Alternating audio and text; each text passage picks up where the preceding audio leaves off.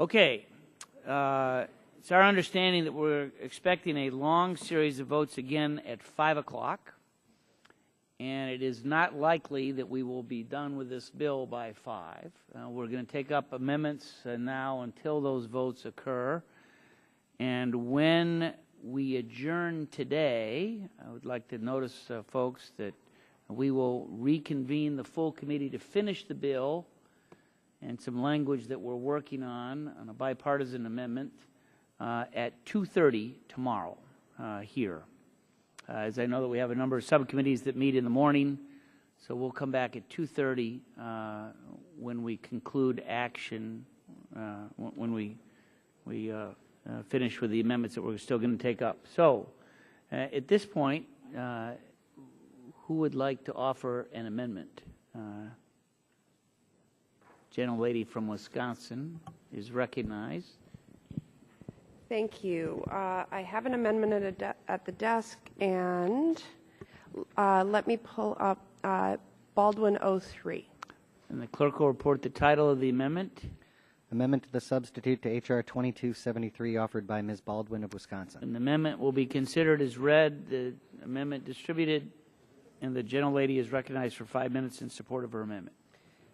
Thank you, Mr. Chairman. I don't expect it to take the full time, but my amendment would simply ask that coal combustion residuals be regulated with at least the same oversight that we use for municipal solid waste landfills.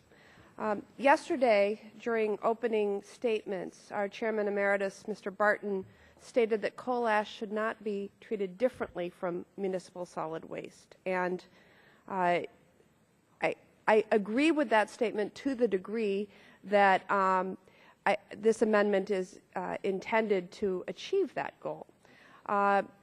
The Wisconsin Department of Natural Resources, in their response to EPA's proposed rulemaking for coal combustion residuals, said essentially the same. In their comments, they stated that Department supports regulation of CCR materials under Subtitle D of the Resource Conservation and Recovery Act as an industrial solid waste subject to oversight by proper state environmental agency under a program authorized by the U.S. Environmental Protection Agency, similar to the approach used for municipal solid waste program that are authorized under 40 CFR Part 258 rules. The underlying amendment in the nature of a substitute picks and chooses certain criteria for municipal solid waste that would apply to coal combustion residuals. I believe that criteria such as runoff control systems, record-keeping requirements, and financial assurance should be part of any federal minimum requirements. That being said, my amendment allows for state flexibility in the application of the standard, just as the underlying amendment in the nature of a substitute does. Lastly, the amendment makes a small technical correction so that sections 2 and 3 use the same language when referring back to one another. I would urge that I would also note, Mr. Chairman, that I am aware of an amendment being offered perhaps by a member of the majority that brings in to this regulatory structure subpart G of 258. This is intended to do that as well as others so that we have a comprehensive approach as we include CCR in this regulatory section. I would ask for support of the committee on this amendment and would yield back the balance of my time. Gentlelady, yield to me. I'd be happy to yield to the gentleman from California. I want to join in supporting your amendment. Stakeholders have offered the criteria for disposal of municipal solid waste as a model for the coal combustion residuals. Those criteria have important standards for operation, including record keeping, runoff control, and control of disease vectors like mosquitoes that find wet impoundments very attractive. Yet inexplicably, the bill excludes those criteria. Rather than applying all of the municipal solid waste criteria, as stakeholders have suggested, this legislation would apply only a limited subset of those criteria. Your amendment, the Baldwin Amendment, addresses that deficiency by ensuring that all of the criteria in place for municipal solid waste will be applied to coal combustion residuals. It will still allow individual states to determine that specific criteria are not needed for coal combustion residual disposal in the state, providing any flexibility that might be needed. This amendment will help ensure that human health and the environment are adequately protected, and I urge support for the Baldwin Amendment. Yield back my time to her. Other members, the Chair would recognize Mr. Shimkus for 5 minutes. Yeah, speak against the amendment, Mr. Chairman. Thank you, Mr. Chairman. This amendment would require EPA to issue new regulations to Part 258 concerning the national primary drinking water standards in effect as of such date of enactment and chemical constituents of materials subject to regulation under the section. Practically speaking, this amendment directs EPA to revise Appendix 1 constituents to reflect revised drinking water standards for constituents on list and add constituents relevant to CCRs. Boron and radion nuclides are not even listed as hazardous constituents or groundwater monitoring constituents under Subtitle C for the hazardous waste. So they would not be required to be monitored there either because they have never been determined to be hazardous constituents.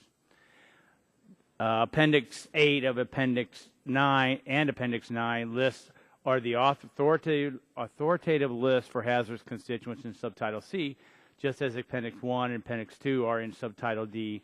And further, CCRs are certainly not the first or most concentrated waste to ever have boron or radionuclides present. If they were a significant concern, they would already be on the monitoring list. Most items in coal combustion residuals are picked up by them. I recognize EPA has prepared a NOTA, but this is not definitive information. It seeks clarification on items brought to the attention of EPA. This has not gone out for public comment or review. Most groundwater testing for municipal solid waste picks up. Well,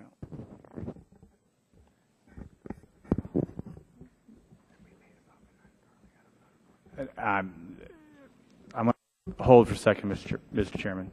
Would the gentleman yield while you're... Yeah, I yield. Just quickly to respond to your comments on boron and other elements not considered toxic. The testing for the presence of boron or other elements linked to coal combustion residuals is not a comment on the toxicity of those elements, but rather a signal that there is a leakage from the CCR landfill.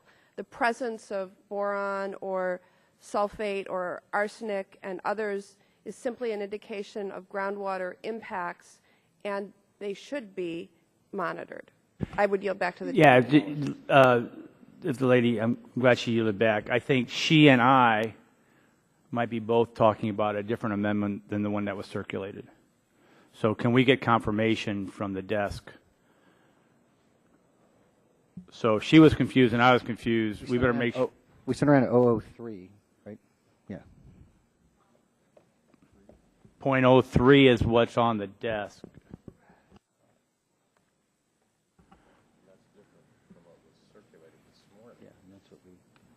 Yeah, I mean, we called up 003 and distributed. We distributed 03?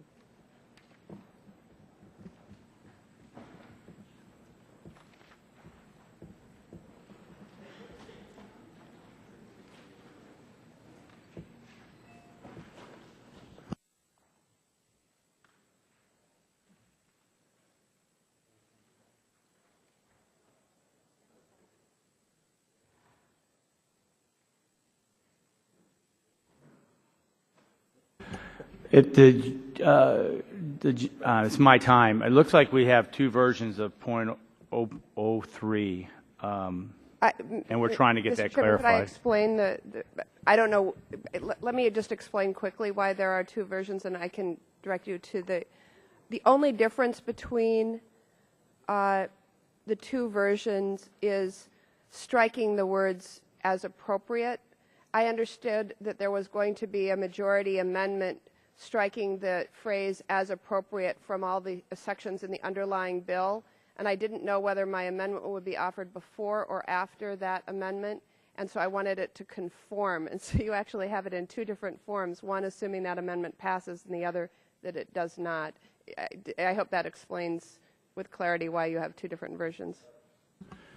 And just reclaiming my final 24 seconds, I would just say just because a chemical or an element is present in a waste or a material does not mean it should be required to be monitored. So I still urge rejection of the amendment.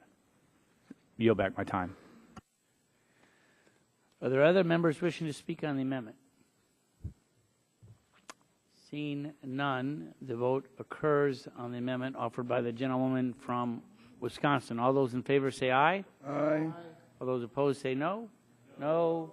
Any of the chair, the noes have it. Noes have it, and the amendment is not agreed to. Are there other members wishing to offer an amendment? Mr. Markey. I have an amendment, yes. The clerk will report the title of the amendment. An amendment offered by Mr. Markey of Massachusetts. The amendment will be considered as read. Staff will distribute the amendment. The gentleman from Massachusetts is recognized for 5 minutes in support. Is this Markey number 3? Marking number 1. Markey number 1. You mean you have more than one? I do not. I do not. I do not. Now this is Markey number 1, right? This is Markey number 1 that they're distributing.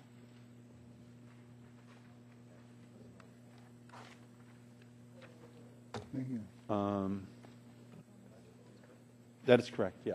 Good. Thank you. Okay, this is the one. Yes, it is. Gentleman is recognized for 5 minutes. Thank you, Mr. Chairman, very much. This bill says that no matter what the EPA learns about the sludge that comes out of coal-fired power plants, no matter how high the concentrations of poisonous arsenic, mercury, or chromium, no matter what EPA learns about how these materials find their way into our drinking water, that the EPA is forbidden from classifying or regulating it as a hazardous waste.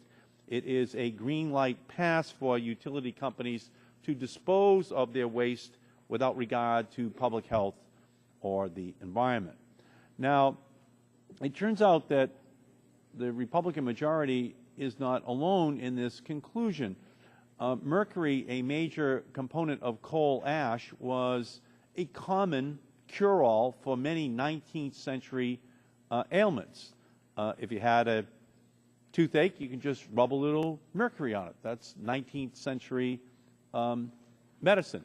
Now, I have a chart, a image that I would like to have be put up on the screen as well, and that's an advertisement back about a century ago that deals with, and here's what it says: ladies, if you desire a transparent, clear, fresh complexion, free from blotch, blemish, roughness, coarseness, redness, freckles, or pimples, use Dr. Campbell's safe arsenic complexion wafers and Folds medicated arsenic complexion soap.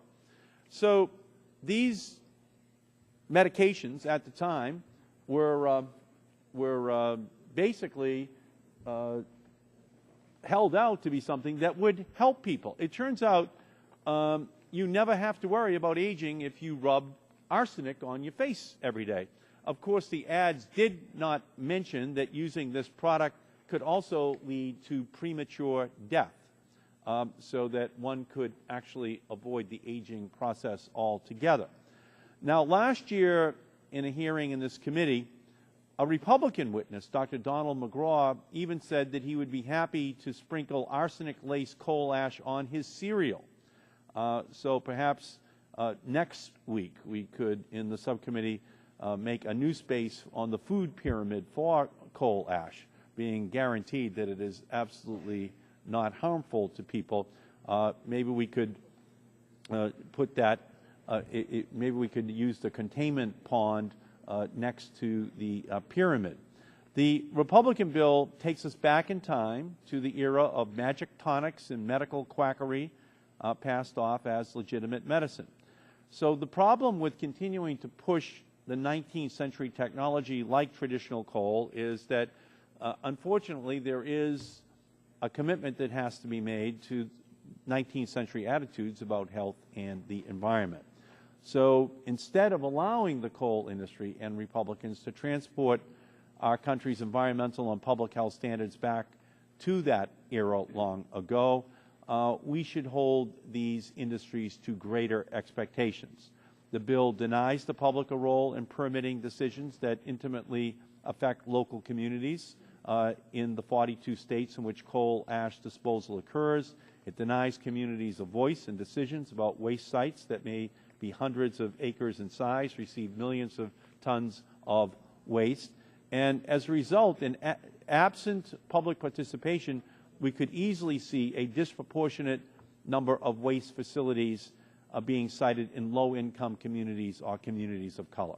So my amendment is simple and straightforward. It ensures that there are opportunities for public participation in the permitting process by, one, allowing for a public hearing before a state adopts a plan for handling coal combustion waste, two, allowing for public comment on the standards that are applied to the establishment and expansion of waste impoundments and landfills, and three, allowing any affected person to seek judicial review of EPA decisions regarding the state plans. And the amendment also ensures that when EPA notes deficiencies in a state program, that the notice it issues is made available to the public and not hidden behind a cloak of secrecy. And that results from groundwater monitoring would also be made public.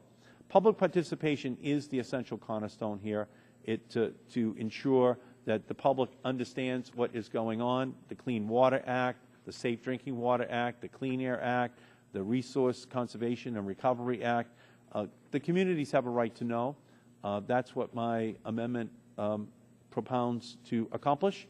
I urge an aye vote, and I yield back the balance of my time. Gentleman yields back. Other members, Mr. Shimkin. Speak against the amendment, Mr. Chairman. Of course, since I've been the one who's been labeled as a 19th century guy on the committee, I think I can speak to this debate. First of all, I want to remind people that sludge is not, coal combustion waste is not always in a sludge material, and folks just need to understand this. The gentleman's amendment would require notice and comment procedures in 5 places in the bill. These requirements would be on both federal and state decisions. In addition, the amendment requires groundwater monitoring data be made public. Some of the ideas in this amendment are quite appealing. In fact, we're addressing some of those in negotiations that were taking place right now. But the fact is, the matter is that we have to vote on the whole of the amendment, not just parts of it. There are 3 parts of this amendment that trouble me because they completely handcuff the states and make them subservient to the federal government.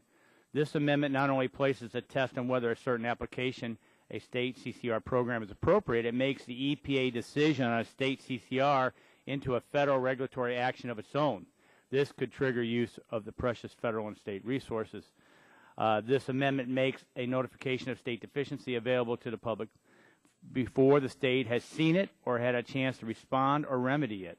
This requirement opens the state or regulated entities open to citizen suit actions under 7002. This seems unfair if they have not had a chance to remedy.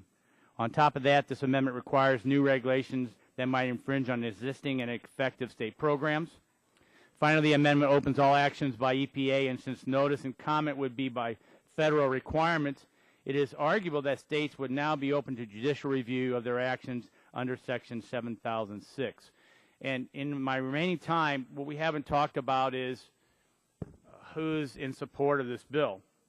And for the record, ECOS, the Environmental Council of the States, which are all the state environmental regulators. So in the letter we received today, Richard Oper, who's the director of Montana Department of Environment Quality, he's the president. Thomas Burak, Commissioner, New Hampshire Department of Environmental Service. He's the Vice President. Teresa Marks from Arkansas. Michael Linder from Nebraska. They're on the governing board. We've got a letter here from the Kansas Department of Health and the Environment. What my colleague, Mr. Markey, is saying is the states don't really care about the environment of the states in which they regulate. What he basically says is we can't trust them. We have to have the national government intervene.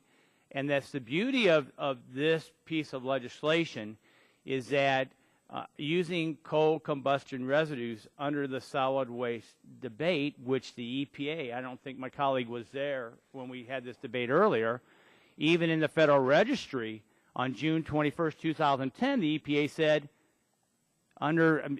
regulating this under municipal solid waste works. And I could quote the whole thing, but I did it earlier, and I know you're probably on the floor working on a big amendment. But so the issue is the states are concerned about their citizens. They regulate municipal solid waste.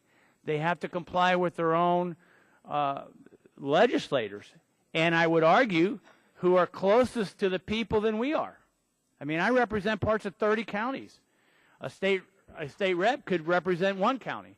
A state senator might represent 10 counties in downstate Illinois. So if you don't think that the local folks are going to be going to the state legislators a concern about the siding based upon the rules and regs of states, then I'm sorry. I'm going to trust the Environmental Council of the states, which are the state regulators, who are fully supportive of this bill. We also have the Edison Electric Institute and USWAG. We have the Association of Solid Waste Management Officials. We've done a great job trying to develop legislation that would do the job in making sure that coal combustion residuals meets all the environmental standards to protect their citizens. The state regulators agree. This would be turning more over to the federal government, which we think would be harmful in the process. In fact, the bill would not pass with it as amended. So with that, I yield back my time.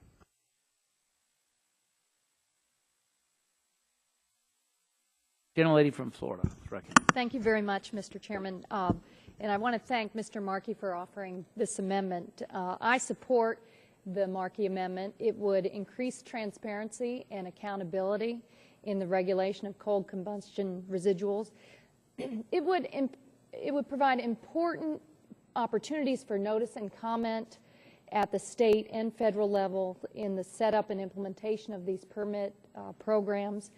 There is significant public interest in this issue, as we saw when more than 450,000 comments were filed on EPA's proposed rule. And why do so many people want to comment on this issue? Because it has an impact on the public health, people's livelihoods, their home values, for so many living around these dump sites, and for many businesses. It's also important to provide the experts in the field, so many in the recycling industry and the utility industry, who have technical expertise, and opportunity to comment as well. So this amendment will allow that expertise and that personal experience to inform the process, resulting in better public policy with more public support. So if you believe that folks and our neighbors and businesses should participate in their government, then this is an amendment for you. It's straightforward, and I urge my colleagues to vote yes on the amendment. Gentlelady, yield back. I yield back. Are there other members wishing to speak on the amendment? Seeing none, the vote occurs on the Markey amendment. All those in favor will say aye. Aye. All those opposed say no. No. No. Noes appear to have it. The noes have it. The amendment is not agreed to. Ken? The clerk will call the roll. Mr. Barton. Mr. Stearns. Mr. Whitfield. Mr. Whitfield, nay. Mr. Shimkus. Mr. Shimkus, nay. Mr. Pitts. Mr. Pitts, nay. Mrs. Bono Mack. Mr. Walden. Mr. Walden, nay. Mr. Terry. Mr. Rogers. Mrs. Myrick. Mrs. Myrick, nay. Mr. Sullivan. Mr. Murphy. Mr. Murphy, nay. Mr. Burgess. Mrs. Blackburn. Mr. Bilbray. Mr. Bass. Mr. Gingrey. Mr. Gingrey, nay. Mr. Scalise. Mr. Scalise, nay. Mr. Wada. Mr. Wada, nay. Mrs. McMorris Rogers. Mrs. McMorris Rogers, nay. Mr. Harper. Mr. Harper, nay. Mr. Lance. Mr. Lance, nay. Mr. Cassidy. Mr. Guthrie. Mr. Guthrie, nay. Mr. Olson. Mr. Olson, nay. Mr. McKinley. Mr. McKinley, nay. Mr. Gardner. Mr. Gardner, nay. Mr. Pompeo. Mr. Kinzinger. Mr. Griffith. Mr. Griffith, nay. Mr. Waxman. Mr. Dingle. Mr. Markey. Mr. Markey. Mr. Waxman voted aye. Oh. Mr. Waxman, aye. Apologies. See you. Mr. Towns. Mr. Towns, aye. Mr. Pallone. Mr. Rush. Mr. Rush, aye. Ms. Eshu. Ms. Eshu, aye. Mr. Engel. Mr. Green. Ms. DeGette. Mrs. Capps. Mrs. Capps, aye. Mr. Doyle. Ms. Schakowsky. Mr. Gonzalez. Mr. Inslee. Ms. Baldwin. Ms. Baldwin, aye. Mr. Ross.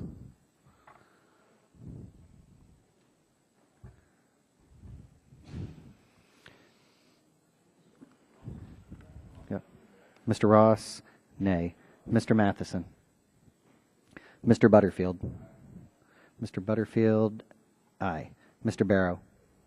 Mr. Barrow, aye. Ms. Matsui. Ms. Matsui, aye. Mrs. Christensen. Mrs. Christensen, aye. Ms. Castor. Ms. Castor, aye. Mr. Upton. Votes no. Mr. Upton, nay. Other members wishing to cast a vote. Mr. Pallone? Mr. Pallone, aye. Mr. Engel? Mr. Engel, aye. Mr. Inslee? Mr. Inslee, aye. Mr. Matheson? Mr. Matheson, nay. Mr. Terry? Mr. Terry, nay. Dr. Burgess? Mr. Burgess, nay. Ms. Bonomack? Mrs. Bonomack, nay. Are there other members wishing to cast a vote? Seeing none. Mr. Bass? Mr. Bass, nay. Mr. Bilbray? Mr. Bilbray, nay. Other members? Seeing none. The clerk will report the tally.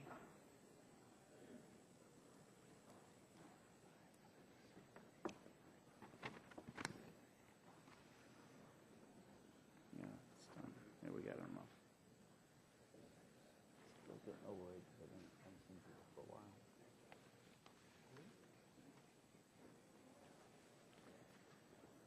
Mr. Kinzinger? Mr. Kinzinger votes no. Kinzinger, nay.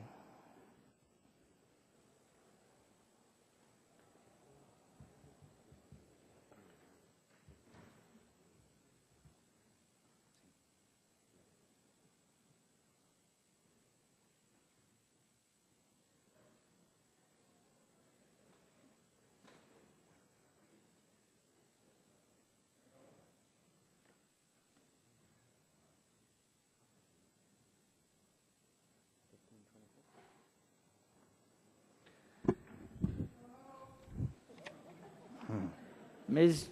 Jagowski? Ms. Schakowsky, aye.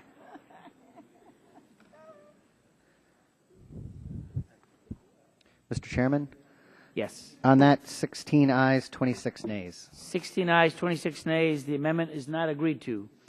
Are there other amendments to the bill? Gentlelady from Florida. Thank you, Mr. Chairman. I have an amendment at the desk, Caster 01. Clerk will read the title of the amendment. Substitute for the amendment in the nature of a substitute to H.R. 2273 offered by Ms. Castor of Florida. And the amendment will be considered as read. Staff will circulate the amendment, and the gentlelady is recognized for 5 minutes. Thank you, Mr. Chairman. Colleagues, my substitute amendment offers a different approach by encouraging the recycling and beneficial use of coal fly ash. Specifically, my amendment states that the administrator of the EPA may not classify coal fly ash that is being beneficially reused as hazardous waste under Subtitle C of the Solid Waste Disposal Act. And at this time, Mr. Chairman, I'd like to ask unanimous consent that we perfect my amendment. It currently reads, the administrator of the Environmental Protection Agency may not regulate fly ash waste that has the potential to be beneficially reused, and change it to read, may not regulate fly ash waste that is beneficially reused. Without objection, the amendment is, or the unanimous consent is agreed to. Thank you, Mr. Chairman. We all learned serious lessons following the catastrophe involving the enormous flood of coal ash in Tennessee in 2008. The flood destroyed 3 homes, spilled into rivers, and damaged property. That disaster was a wake-up call, I believe. Now we know that there are 1,300 dumps across the United States that contain billions of gallons of fly ash and which contain metals in sufficient concentrations that have been linked to human cancers, respiratory diseases, nervous system disorders, and reproductive problems. So I believe it is appropriate for the nation's environmental watchdog to act to corral this environmental threat. My simple suggestion to EPA as it moves forward is to distinguish fly ash that is recycled, meaning the fly ash that is put to beneficial use and never enters the disposal stream. Because it is clear that we can reuse and recycle the fly ash in both an environmentally and economically beneficial way. Innovative companies are putting recycled fly ash to a number of different uses, including making concrete stronger and more durable, producing non-slip surfaces for our roadways, and even in the construction of the Panama Canal. There are a number of environmental benefits as well to these recycling programs. They keep the fly ash out of landfills, they reduce construction side carbon emissions, and improve air quality. So recycling the fly ash has significant economic benefits. In my district alone, 12,000 tons of fly ash are exported for recycling each month. So by recycling the coal ash, we get the best of both worlds, a reduction in the health and environmental threat posed by disposal of fly ash, and the economic benefits and jobs that our nation desperately needs.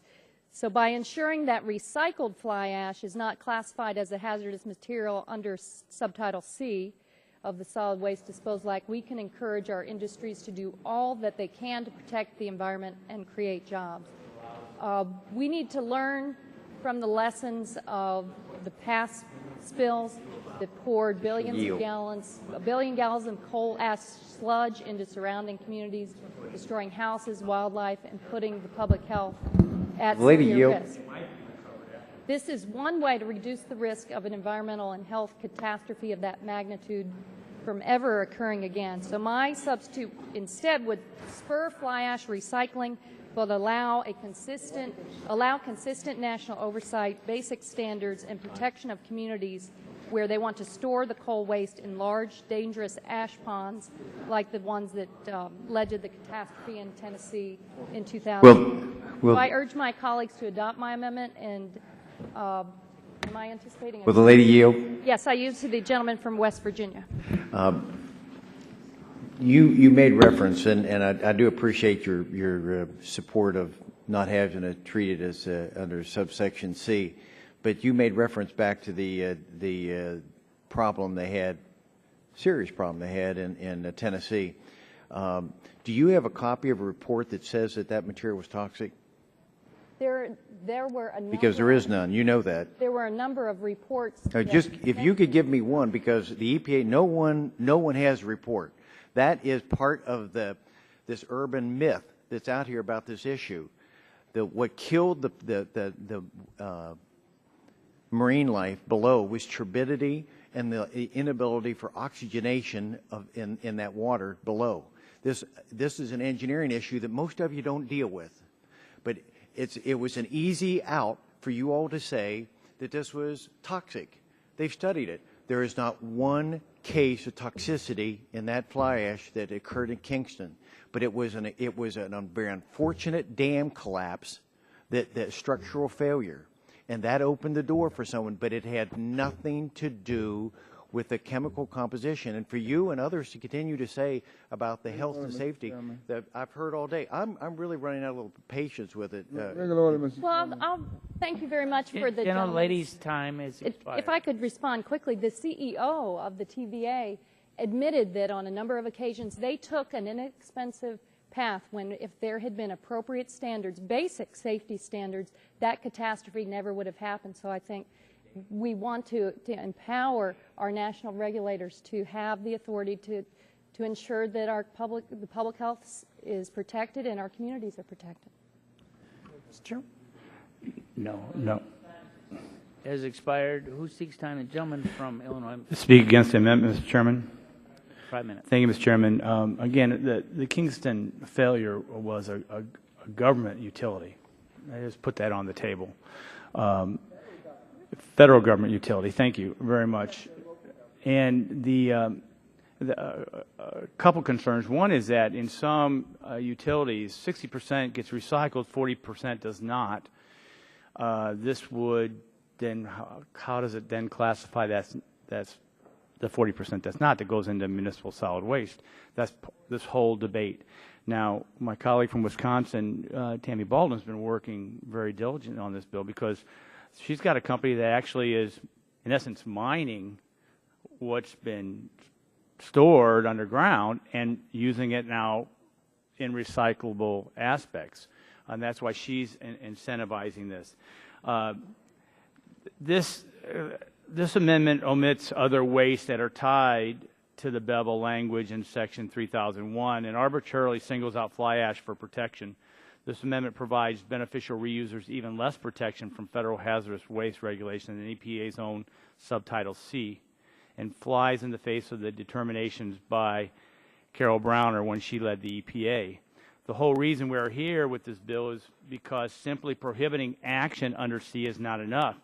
And that's part of our debate and our language that we have as we still move forward on structural integrity of sludge ponds and groundwater monitoring. There's more that we're trying to now do in conjunction with our colleagues on the other side to I don't know if we'll be successful, but I think everyone agree we're trying to get to that point. A new C designation removes certain types of waste streams that beneficial users could access to promote more jobs in any one state and across the country. This kind of uncertainty would increase consumer costs and won't power people's air conditioning in the summer heat or heat in the winter. Finally, the economic analysis of Subtitle C and D proposal that EPA has proposed could cost at least $22 billion to the economy and between at least 39,000 jobs, and that's in 39 to 64 under Subtitle D and 183 to 316 if we would move to Subtitle C. And that's the whole job debate that we've been dealing with here before. I respect the amendment. I think we've moved pretty far down the road to then just upset the entire apple cart as we got a lot of stakeholders now moving close to a bipartisan agreement. Again, I'm not saying we're there, but this definitely would stop the whole process. And with that, Mr. Chairman, I yield back my time. Gentleman yields back. Chair would recognize the gentleman from California, Mr. Waxman. I hear a lot of comments, but as I read the amendment, it says the administrator of the EPA may not regulate fly ash waste that is beneficially reused as determined by the administrator as hazardous waste under Subtitle C of the Solid Waste Disposal Act. I don't know why anybody would object to that. I've heard discussion of whether coal ash is toxic. It's filled with arsenic and radionuclides and hexavalent chromium.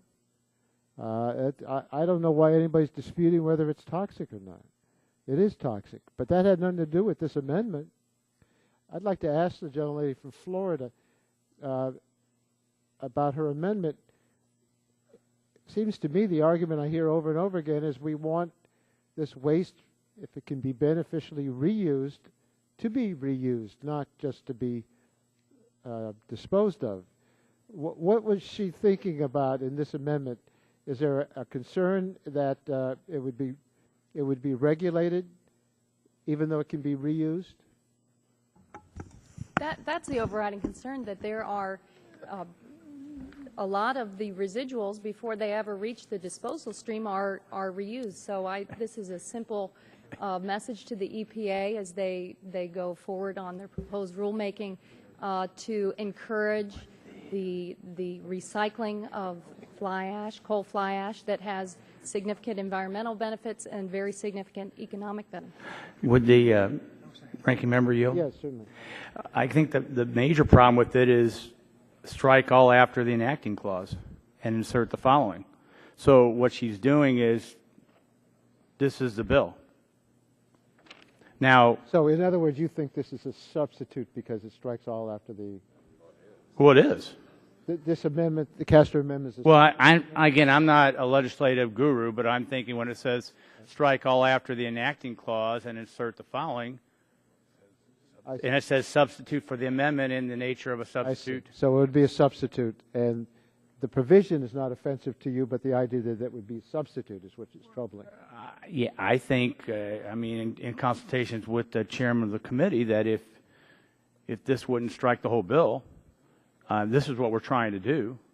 I do have concerns about what do we do with fly ash that's being stored. I mean, I'm talking about what Tammy Baldwin has been addressing. She's got a company that actually mines the coal ash. So how is that regulated when it's not initially viewed as, I mean, that's the only question I would have. How would that fall under other provisions, since at one time it wasn't beneficial use because they didn't have a buyer for the fly ash? But, you know, the advice from Council Emerson, that if we could somehow strike all after, you know, strike after all after the enacting clause and insert this, I don't, it just reaffirms what we've been saying for a long time. Well, reclaiming my time, I hear what the gentleman has to say, and I gather you're still having conversations with Ms. Baldwin on the subject? No, I'm just using her as an example of she's got a company that mines coal ash. That's all. No. Vision with her. Well, I've read what the provision is, and it makes a lot of sense to me. I don't know what the other consequences. If it's a substitute, perhaps you can discuss it further with each other, because it seems to me not inconsistent with what I've heard a lot of people say they're trying to accomplish in this legislation.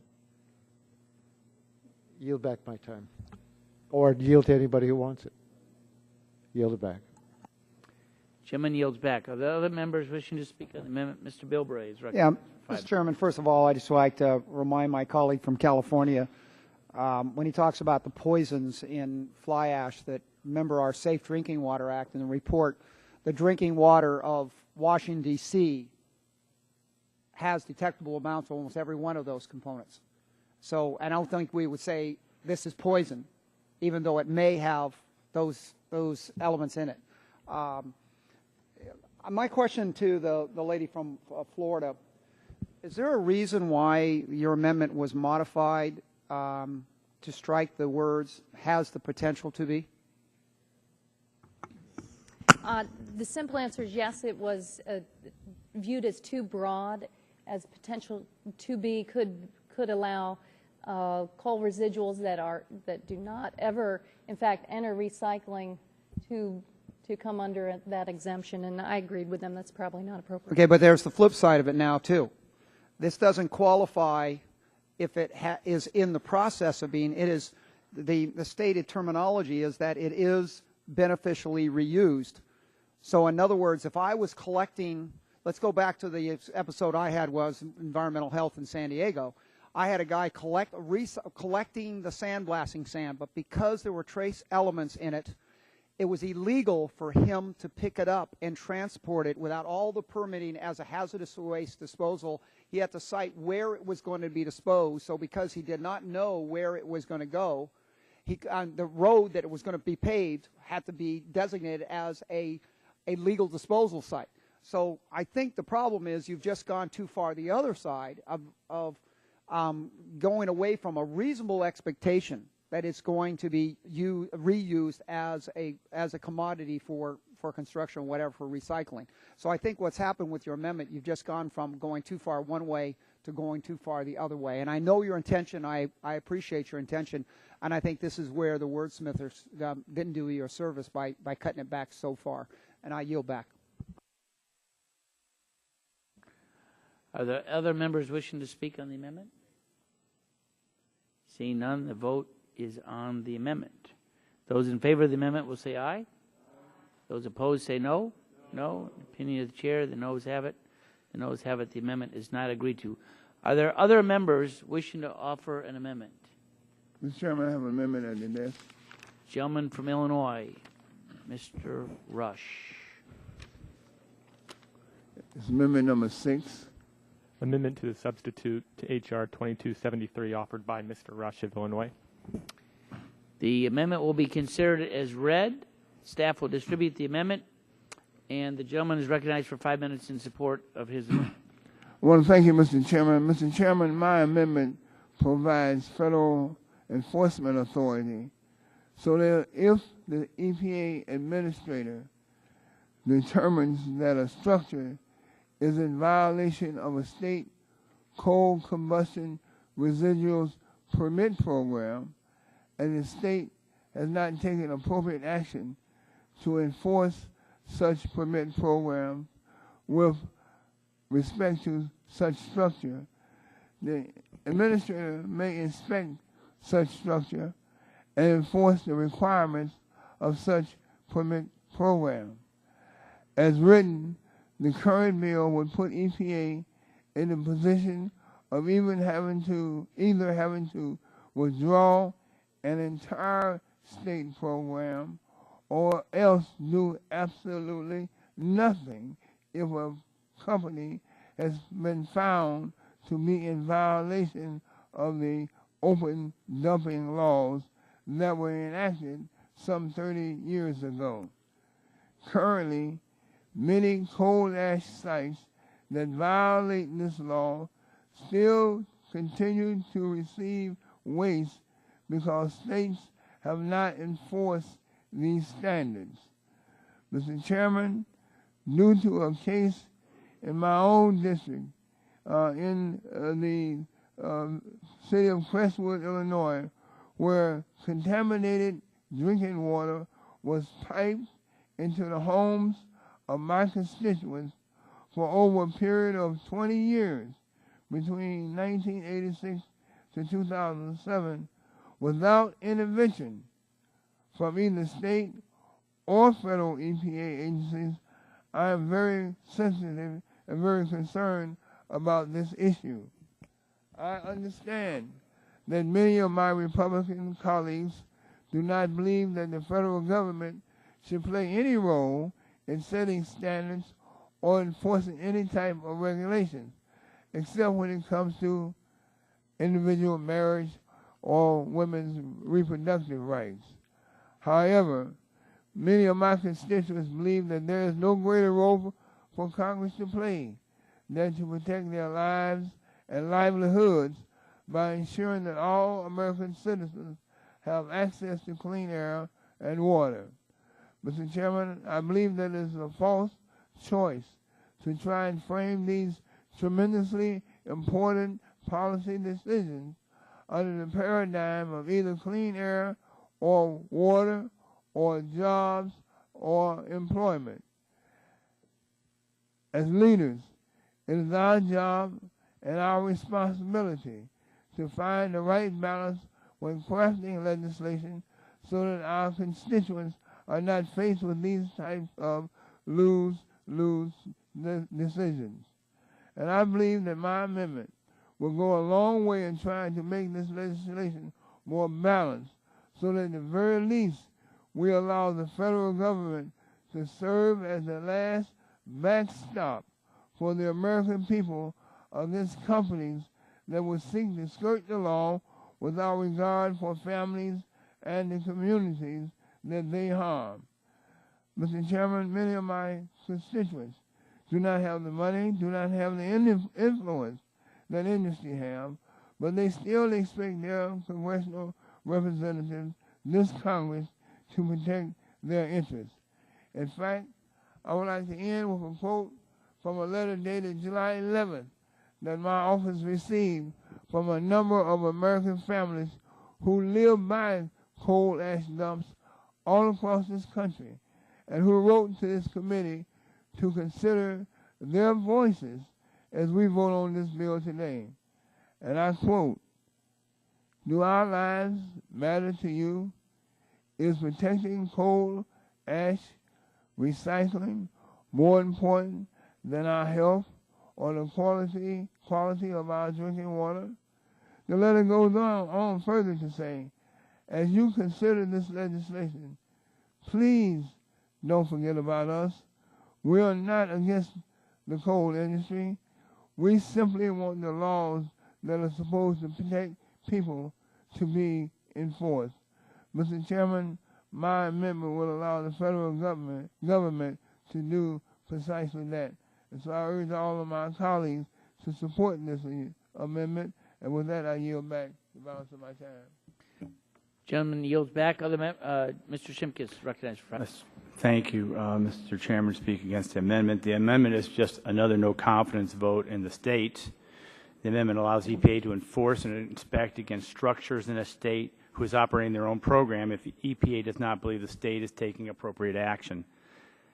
This EPA enforcement and inspection authority would be on top of that which is already afforded to a state, so there would be concurrent authorities at the same time, of course making things more expensive in the process.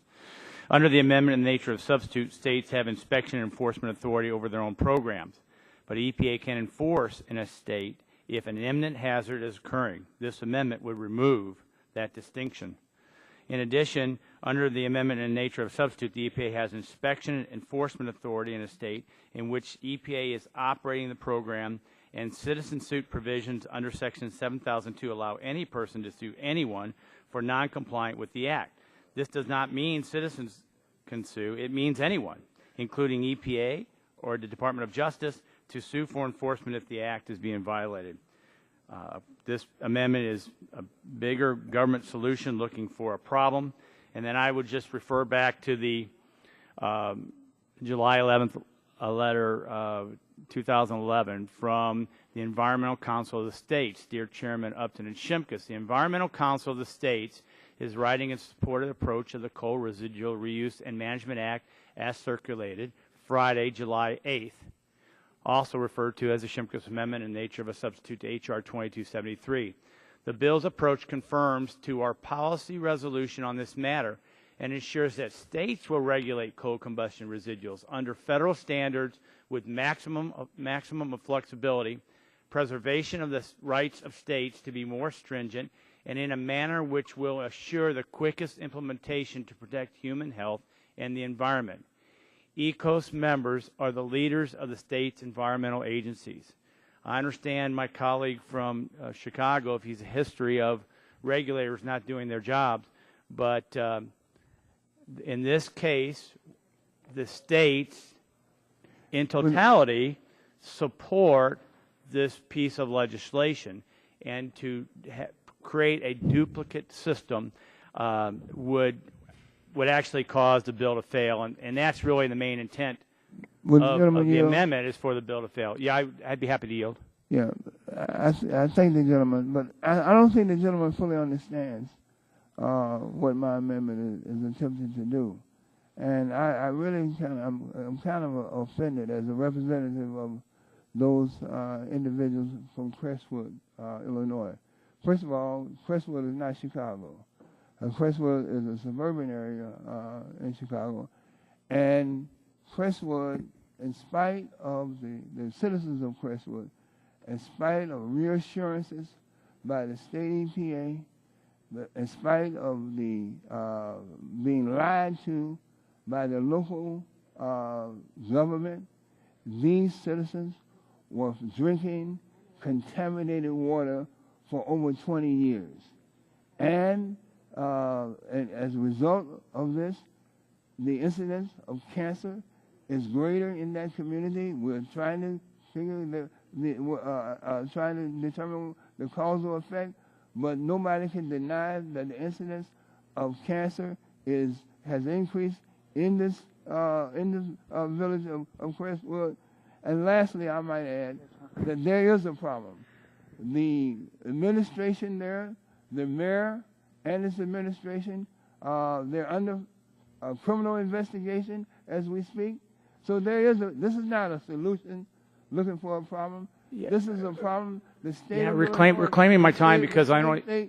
the same state that we both come from. Yeah, no, and I'm not arguing fail to come in and investigate, fail to look at this matter, and for 20 years, these folks were drinking dirty water. Now, how would you like to be drinking? And I'm just going to reclaim my time because I'm not disputing any of the facts of the inability of the state regulators or the local leadership or the local government to affect that area. What I'm telling you now is that I believe that the Illinois Environmental Protection Agency is best prepared to address and regulate coal combustion residues under the municipal solid waste provisions, which we have municipal solid waste facilities all over the state. They failed for 20 years. And that was then, this is now, and this kills the bill. And I yield back my time. Gentleman's time has expired. Are there other members wishing to speak on the amendment? Mr. Towns. Yes. Thank you very much, Mr. Chairman. First of all, I support the amendment. When he talks about the Crestwood, Illinois situation, and there's other situations in this nation that we won't go into at this moment. But many of the environmental statutes this committee has established allows states to assume primary authority for implementation and enforcement. Usually, we provide authority for EPA to ensure the law is complied with, even if the program is run by a state. When Congress omits that authority, one of the issues we see is that unless EPA wants to pursue that many refer to as the nuclear option and withdraw approval for a state plan, there is very little the agency can do to address lawbreaking, and that is sad. This amendment would create flexibility so that EPA can step in where necessary to address a bad actor without calling into question an entire state program. I want to make that clear. But it is a tailored amendment and does not create far-ranging EPA authority. EPA would only have authority to address violations of state permit programs and only be able to enforce the requirements of those programs. It will also help protect human health and the environment and prevent situations like what exists in Crestwood, Illinois, and in a lot of other places throughout the United States of America by ensuring that the federal government can enforce requirements if a state lacks the resources or is otherwise unable to enforce it. Let me stop at this point and say I encourage my colleagues to vote yes. I think that our main responsibility is to try and prevent and save lives. And I think that's really why we're here. And that I think we should not lose sight of that. And I think this amendment goes a big step in the right direction. It's not a solution to the problem, but I tell you now, it helps the problem. And I hope that my colleagues will understand that and be supportive of this amendment. I'd like to commend the gentleman from Illinois, Chicago, for this tremendous amendment. On that note, I yield back. Gentleman yields back. Are there other members wishing to speak on the amendment? Seeing none, the vote will occur on the amendment. Those in favor of the amendment will say aye. Those opposed will say no. No. Opinion of the chair, the noes have it. And the amendment is not agreed to. Are there other members wishing to offer an amendment to the bill? Seeing I have an amendment. Okay. I would just ask if the gentleman might be quick on the amendment. Votes have just been called on the House I would floor. definitely be quick. The I'll be clerk will read the title of the bill, of the amendment. Amendment to be considered as read. The gentleman is recognized for 2 minutes. Right. In support I'll do of his it. amendment. The amendment pushes the effective date out of 90 days after the administrator can certify that no vulnerable population will be adversely impacted by the enactment of this act. Vulnerable population is defined as follows.